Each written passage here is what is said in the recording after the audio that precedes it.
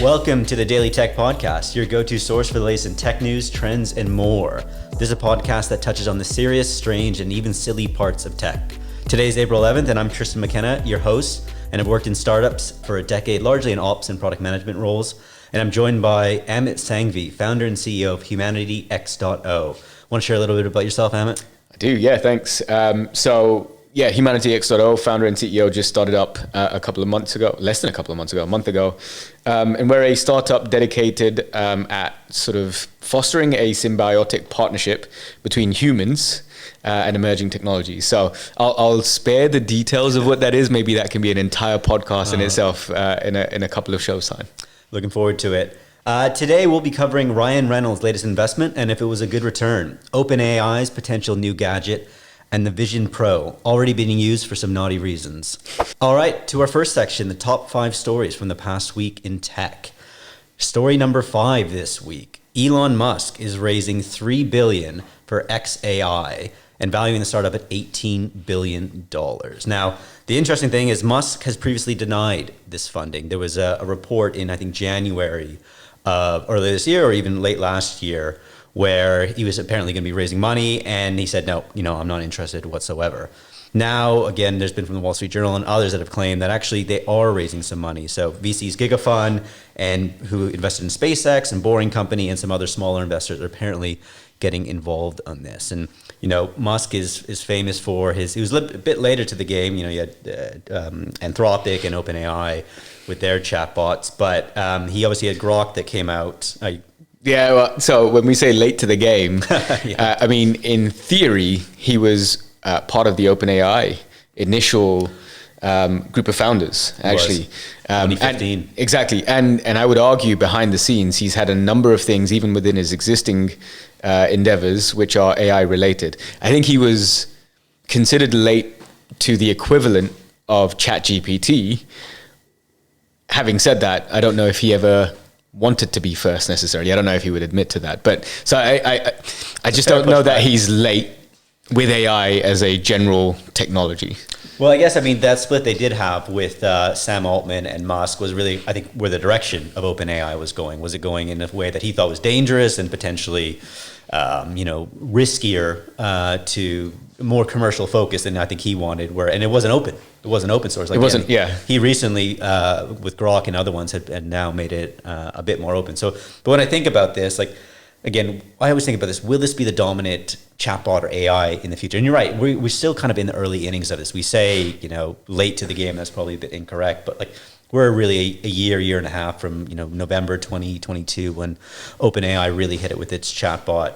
But if you think about it, Musk will have an advantage of X. He's got Twitter, X, aka Twitter, 330 million users. The minute he really wants to turn it on, right now it's only for premium users, but the minute he really wants to turn it on, he can just give it a wide distribution to kind of as many users as he wants. And then I think the question I think about with this, and I'd love to get your thoughts on, is who is this good for and who's bad? And what I mean by this is that there's a lot of complaints with Musk that he focused on too many things. He's got SpaceX, he's got Tesla, he's got the Boring Company, he's got Neuralink, and now he's got X. Well, he's obviously got Twitter /X and now XAI. Is this a good or bad thing for the other companies that, maybe his split focus is, that the other people that are there day to day, really working in Tesla and SpaceX, et cetera, get more of a kind of prominent role and actually direct the company where they want to? Or is his vision that good that actually it's important to have him leading the helm? So a couple of things. First of all, before directly answering that question, the idea that he's got X and therefore the distribution network, there is a question mark over that because it's not performing greatly well. And if, depending on the statistics you believe or read, they're losing a lot of active users on the platform. So that's one thing. But coming back to your question, I love the idea of what he's building and the interconnected possibilities from all those businesses. And I'll talk to a little bit. X is one advantage. Actually, I think there's a huge advantage coming from Tesla that has a benefit to something like XAI, which I'll talk to in a second. But I love the idea of what he's doing. The question is definitely there. Is he spread too thin? He is the genius, undeniably, behind all of these companies. But can he really handle so many I don't even know how to describe the aspirations of each one of these businesses. They're like interplanetary ambitions that they have. But who else could actually step in? Because it's not just about running each of those businesses individually. So coming back to this idea of Tesla having an advantage, or XAI having an advantage because of Tesla, one of the things that they have, so Twitter gives distribution access, but also, technically speaking, almost like a real-time pulse on sentiment. Technically real-time breaking news as well. And then from Tesla, you have video footage, which actually is something that, if you think about any of the competitors in the market, they don't really have that. Because, I don't know what the legal hurdles might be to overcome it, to overcome being able to use that footage. But there's a lot of footage from their self-drive cars and being able to record what's happening. Plus footage that comes from people that actually record and upload it into Twitter. And that is, I think, an interesting advantage that nobody else has. Now, again, who do you put across each of these companies to draw out the unique advantages and then use them to kind of enable each business in its own right, but then to do this one unique thing? Who else could step in? Let's move on to story number 2. And this is payments platform Nuvei, which is, again, funny enough, something we might know, Canadian fintech. Yes. Given our experience, we both used to work for a Canadian fintech. Yep. But Nuvei, a payments platform that is going private, and it's valued at $6 billion, or it's been taken private at just over $6 billion US dollars. Traded both on the TSX and NASDAQ. Did online payments for B2B companies. Some big names in there for sure. 200 markets in, $1 billion in revenue as well. Probably the reason why this name is, you hear about payments platform, you've got Stripe and, some other big names, WorldPay and stuff like that. But the reason why this one gets a bit more credibility is that Ryan Reynolds invested in this about a year ago. And there's a view that, Ryan Reynolds has this Midas touch, that everything he touches will turn to gold to some degree, whether or not that's a gin brand, or he had Mint Mobile that sold for $1.3 billion. Apparently he made a quarter of a billion on that. So he's got this view that he can do no wrong to some degree. I kind of think it wasn't a good exit for him on Nuvei. And the reason being, if you look at the data, when he bought in last year was around April 2023. The stock was moving up a little bit. And if you look, maybe he was engaging with them for the last 6 weeks or so. So he probably bought around $38, maybe $40 a share.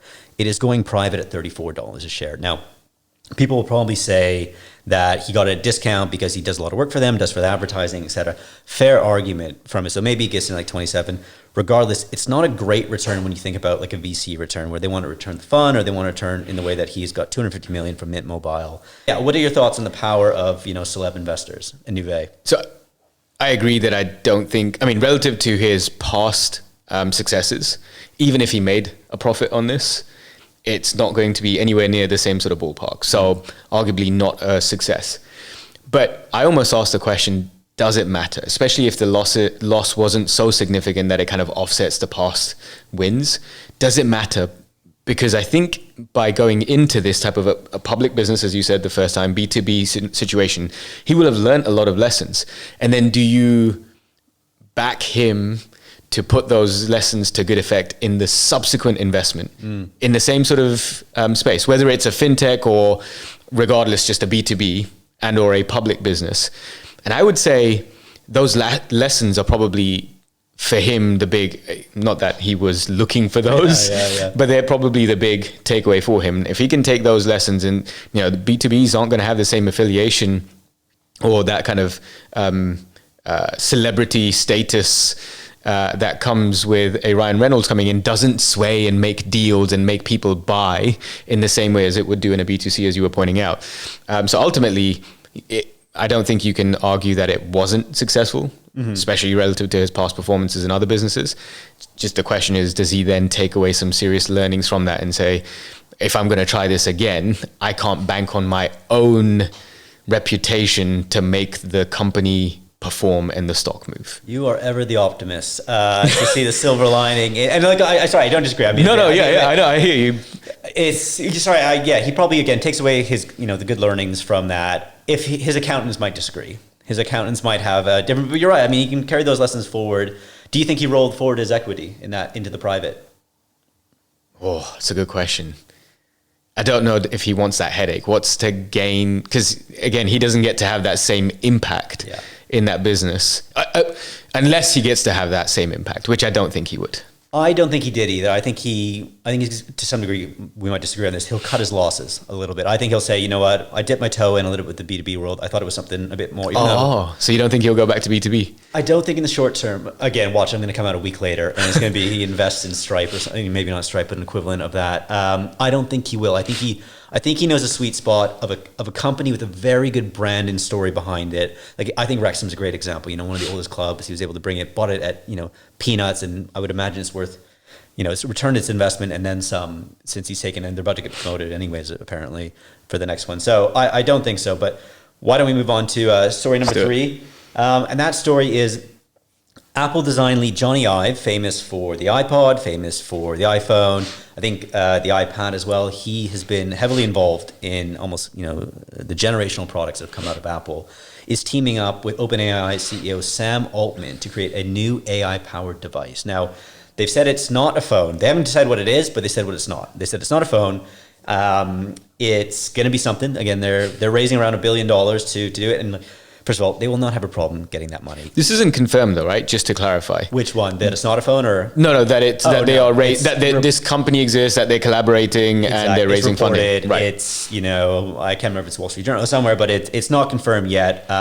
There was an article about 3 months ago that Johnny Ive was trying to get back into hardware products, and he was speaking with Sam Altman or OpenAI. So the rumors have been going for it. So I think there's a lot of smoke potentially to show that there's fire there. Mm-hmm. Now, the interesting thing, again, like we were chatting this before, that Humane AI came out with the pin, and I have a slightly different. I think the pin is actually relatively cool. I think their marketing has been really poor. I think the guy comes across, or the team, I think they're husband and wife, actually, I can't remember. That's right. Husband and wife come across, they're trying to play it too cool. I think they come across as like, you know, we're just going to make this work. And they are ex-Apple employees as well. So that's right. They've got that same pedigree that I have as well.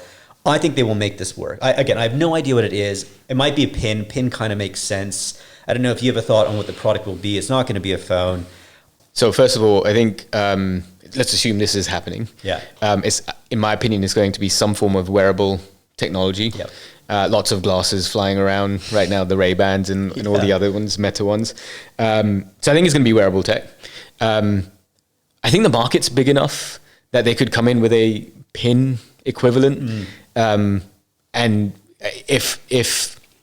if this is the future, wearable technology is the future, smartphones we're going to get away from. What I do love about Humane in the way that they position it is that it helps you be more present, because you're not staring at your phone, you're not staring at a screen. I love the way that they kind of, this is the point that I suppose we disagree on slightly, because the branding, I think, is, and the marketing is about more than just the founders. And where they're starting to move towards a little bit now is pictures and images and videos taken in moments where an individual, for example, they've got a newborn and they're interacting with the newborn, and the newborn hits a new milestone, but they are present with the newborn. They're not looking at a screen or looking at the newborn through the screen, recording something. Yeah. All of that stuff I think is incredible and good marketing. It's like being present in the moment. So whatever this new business is, I think allows for something similar. It'd be exciting. I think the market is huge, and if all smartphones are going to get replaced over the next X number of years, I think that's a pretty amazing thing. Should we move on to the next one? Yes. Is that me now? Yeah. Okay. All right. So this story is about a neurotech business called NeuroValence.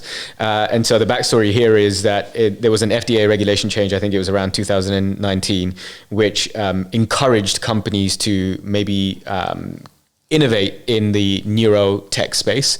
And so NeuroValence has been working on a few different types of technology, but they released a couple which exclusively is going to be available in the US. I think in Europe, somebody can order it directly from them, but it can't be sold through shops. And because of the FDA approval, they can say things like clinically tested, and it's not just like wellness type solutions. And this particular solution, at least one of the two, is around helping with anxiety. You're more interested actually not in their first anxiety related.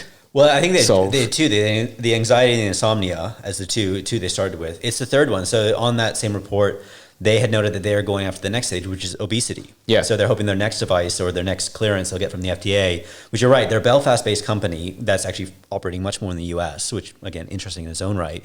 But they are going after obesity. And it's, we've seen with Ozempic and the other one, again, I don't know the other ones off by heart, but the other ones, anti-obesity injections and treatments as well that have just taken, Novo Nordisk or whatever the name is. Nordisk, sorry. Novo Nordisk is now one of the biggest companies in Europe. Yeah. It's just, a Danish-based company, and it's just doing exceedingly well. So I think they realize that's where the money is potentially. And if it works in the way that they do, they think it's non-invasive electrical stimulation. So it's a device that you wear over your head. It could be a huge money maker for them commercially. And so that's interesting to me. The second thing is these are kind of the startups I think that I put in the scary but serious startups. You think about that device on your head, you look a bit strange, and you think about, it's kind of lobotomy-ish that you'd wear, but there's some real science behind it. There's some real there's some hard tech, but there's some real hard data behind. They are doing something that looks odd, but it's actually quite serious. Yeah. Behind, and I think those are the interesting ones. And you've got to go past your gut reaction to it and go to something okay, is there something there? So I think that's the key thing, right? With these types of businesses is it just a fad? Yeah. And it could set up a huge hurdle for new businesses in the future, also for people to actually invest in these things and buy them, the technology, if it turns out to be a fad or it results in some bad outcomes, the idea of sending signals into your head, into your brain. Yeah. If that results in something negative, the impact of that is not just obviously to that one individual, the group of individuals, but as an industry, can it recover from that then easily or not? Because people will start becoming very skeptical with the final story for this week. And again, it's a bit of an interesting one. A survey found that 50% of Gen Z teens have taken financial advice from social media influencers per a Greenlight study. Now, I have a very different view on this in the sense, again, I spend a lot of time on TikTok. I see what's available. And again, I am flooded with, people that will have a view on a Bloomberg terminal giving advice. And I always think they're dumb. I always just think it's the worst that if the people really knew something, they wouldn't be on TikTok. They're actually on Bloomberg, they're making money, and or they're professionals. And I actually, this really scares me. It doesn't scare me personally, but it worries me essentially that they are getting that advice, because I have a reluctance towards individual stocks. I've chatted this before that I think they're risky. I think there's an asymmetry of information. I think most people that try to get into it don't actually know that much about the company. And I'm a much bigger fan of ETFs, a basket of funds. Our brains are attached to sexy, not sensible. And we've got to be able to divorce that to some degree. And there's an idea of survivorship bias, so where we only see the stocks that win and the individuals who've been spreading that or trying to really espouse those beliefs. And I don't know, have you ever been impacted by a financial influencer? I have not. That said, I've read books which you could argue had an influence on how I might invest in my strategy. So ultimately the same sort of thing, but probably written by people that have got a proven track record as professional investors and have to go through, and certify themselves. But to your point around the reasons why you're not sold on this idea, I think that speaks more to your risk appetite, the stock picking and divorce the sexy from the sensible. But there are always, for every you that exists out there, there's also an equivalent of a me who does stupidly pick stocks, and sometimes it works out, sometimes it doesn't, who quits their job with a mortgage attached and pursues a new startup when they had everything well. But it's just you can't. There are going to be a diverse group of individuals with diverse opinions and strategies. What I question about the influencers, fin-fluencers, I think as they're known, is that's an unregulated space. Yeah.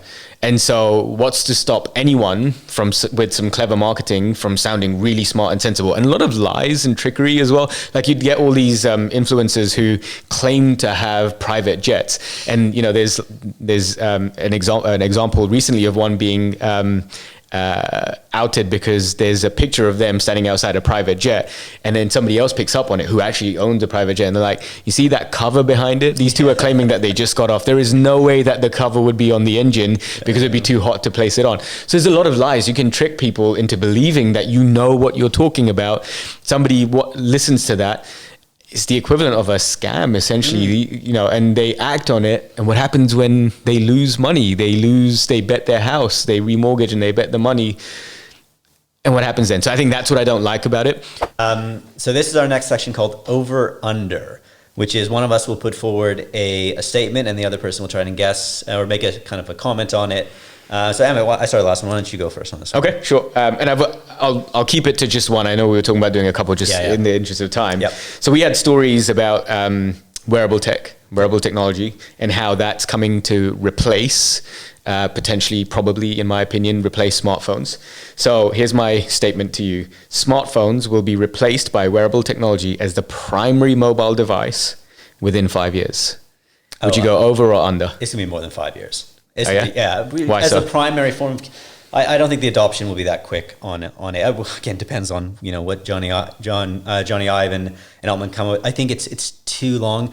You think about how long it took for our parents to get smartphones and to really adopt it, and I think we are now slowly grand walking or stepping into our parents' stage of being like, you and I are a bit of an exception. We work in tech. We have we'll have a very high adoption to it. But I think being the dominant or the majority of it, I don't see in 5 years. I see in time. Put a number on it. I think 15. 15. I think, again, I just think you forget that you forget, but like there's just so many people that aren't in our ways of life. I think we have a blinder bias towards, and like, again, the cost will be expensive to start. So the first, 2 or 3 years from now, because again, they say Johnny Ive and Altman come together, they work together. 2 years from now, they'll put out a good product. It'll be exorbitantly expensive to start, and it'll be the early adopters. Give another 2 years for price to come down. Again, you're getting there. Then you'll have other competitors come in. I think a minimum 10 years before it's that. But what about you? What do you think? So 5 years I went intentionally with, because I knew it would be controversial and you'd say something about it. But I don't know about 15. Yeah, I think it's 10 years or thereabouts. I guess it would be fair to say, to maybe see your side of it for a second, virtual reality headsets. Everyone thought, it's going to be prevalent. Everyone's going to have one. Didn't really work out. They didn't really live up to the expectations, et cetera, et cetera. But I think the speed at which wearable technology is evolving now, you look at the Meta glasses, you look at the AI pins, they're actually pretty incredible what they do. And tiny devices, the compute within them, the ability to actually have audio, good video. I don't know. And also the difference between kind of our parents' generations and when they started adopting smartphones is that it wasn't necessarily as easy as it is right now, tying in also this whole influencing aspect that we were talking about before, to influence people. The distribution, the marketing, the opportunity to get out in front of people, I think is there. The investment in that space is there. So I think around 10 years, I want to say under 10 years, I'm kind of holding back, but around 10 years, I would say. All right. Will there be one or more serious European AI companies that challenges OpenAI? Humanity X Dodo. I'm kidding. So, it's interesting, and the names don't, off the top of my head, I can't remember them, but there are a couple of interesting startups in France, actually. I think ultimately... Mistral's one Mistral, of them. That's right. So the short answer is, to me, that's an emphatic yes. Ultimately, there will be. Europe can't be left behind. I do think, though, that there's a lot of hype around the OpenAI. A lot of people that I've been speaking to recently as part of my own journey, experts in the field, have been pointing out that the AI that exists today that we're all really getting carried away with, the Gen AI, is really just really good automation at a scale that's never been seen before. And true artificial intelligence doesn't really exist. General intelligence, we're not even close to. So I think this idea that, they're running away with it in the US and they've got this amazing technology, I think is not entirely what it seems. And also, maybe the final point that I'll make on this is, I bet you we don't know everything that's going on in Europe. Undercovers, in stealth mode, people that are working on some interesting technology. I know of some which I can't mention that are in stealth mode working with governments on some amazing artificial intelligence technologies, but they're not openly known about. And so, do I think we're falling behind? I actually don't think so. And I think there will be more than just one. On to our final section for this one, which is news or fake news. So in this section, one of us will put forward a bit of a headline, maybe a bit more, and the other will have to determine if this is a real story or is it made up. Why don't I go first on this one? So this is that Vision. Apple obviously releases its product Vision Pro, the virtual headset or the mixed reality headset, and it's now turned its gaze on adult content. And adult content, think exactly what you're thinking when you think that. So it's finally happened. A couple has found a way to create adult content in the Vision Pro. They are, amateur adult people doing adult stuff. News or fake news? I mean, that sounds entirely plausible. I'm gonna go with news. That's news. Yeah. That's news. Diana and Damien Soft. If I think I worked in the adult film industry, I wouldn't call my last name Soft. But they have created VR adult tapes and are now selling them directly. I think they have some challenges. Obviously, Stripe and them don't really like payments for that going through. So it was quite an interesting story. All right. Amazon's just checkout tech was actually powered by 1,000 Indian workers. True or false? This got to be false. Sounds like a tweet. It sounds like it's just, I'm going to say fake news. I'm going to say fake news. Sticking? Yeah. Reportedly not. What? They've denied it. Okay. But there's a lot of news that's come out that says that actually it didn't work quite as well as they had anticipated or wanted, and that they had a bunch of people sitting out in India kind of observing the video streams and checking what's actually being bought and sold. Oh my God. I thought that was fair play to you, because that read like a tweet that I would see on like a post. They've obviously denied it. To clarify, they're saying that this is not true. Just 10 or whatever it might be. No, okay. Fair. Go for it. All right. So my next, news or fake news. The Simpsons, often known for predicting the future, obviously famous cartoon show they predicted Trump and other stuff, have an upcoming episode written by AI that predicts what life will be like in 20 years. News or fake news? I'm going to go news. Fake news. No way. Yeah. They should. I know. I agree. I think they should as well, but it's entirely made up. Okay. All right. You did say let's do this quickly. So Elon Musk claims super intelligence will be achieved by the end of this year. I think I saw that. I think that is news. Sorry, I think that he said it, or that he will achieve it. That he said it will be achieved by the end of this year. I think that he said it. Yes. No, he said by the end of next year. So it's just a slight little tricky one for you. That's playing with my emotional heartstrings. All right, that brings it to a wrap for this week. And where can people find you, Amit? They can find me on LinkedIn, but actually, you know what? The best thing is just go to www.amitsangvi.com and you can find all my links there. Cool. Sounds good. And for Daily Tech, you can follow us on TikTok, Instagram, YouTube, and others. And until next week.